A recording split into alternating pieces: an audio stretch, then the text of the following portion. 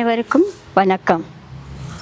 திருவருகை காலத்தில் இருக்கும் நாம் 3 ராஜாக்களை பற்றி பேச வந்துள்ளேன். 3 சாஸ்திரிகள் என்றும் ஞானிகள் என்றும் இன்னும் பலவராக அழைக்கப்படும் யார் இந்த மூவர்?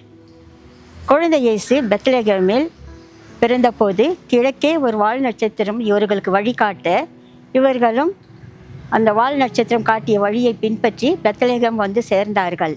அங்கே மாட்டுத் தொழுவத்தில் குழந்தை இயேசுவை கண்டதும் மகிழ்வுற்று நெடுந்தான் கிடையாக விழுந்து வணங்கி தாங்கள் கொண்டு வந்துள்ள பொன், தூபம், வெள்ளைப்போளம் ஆகியவற்றை தெய்வ குழந்தைக்கு காணிக்கையாக செலுத்திவிட்டு மன நிறைவோடு சென்றார்கள்.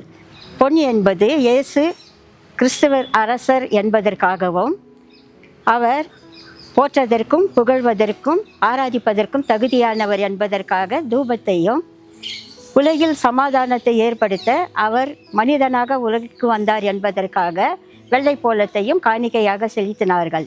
இந்த மூவரும் கடந்த 20 நூற்றாண்டுகளாக உலகின் பல கோடி மக்களின் மனதில் இறைவனை தேடும் தாகத்தை உண்டு பண்ணியிருக்கிறார்கள். இதன் காரணமாகவே பல பிரிவினை சார்ந்த கிறிஸ்துவ மக்களும் ஆண்டுதோறும் ஜனவரி முதல் வாரத்தில் இவர்களின் பொருட்டே 3 ராஜாக்களின் திருக்காட்சி திருவிழாவாக கொண்டாடப்படுகிறது. எனவே நாமும் பல கோடி மக்களின் மனதில் இறைவனை தாகத்தை உண்டு பண்ணவும், நாமும் இறைவனை தேடும் தாகத்தோடு வாழவும் அழைக்கப்பட்டு இருக்கிறோம். நன்றி. இயேசுவுக்கே புகழ், இயேசுவுக்கே நன்றி. மரியே வாழ்க.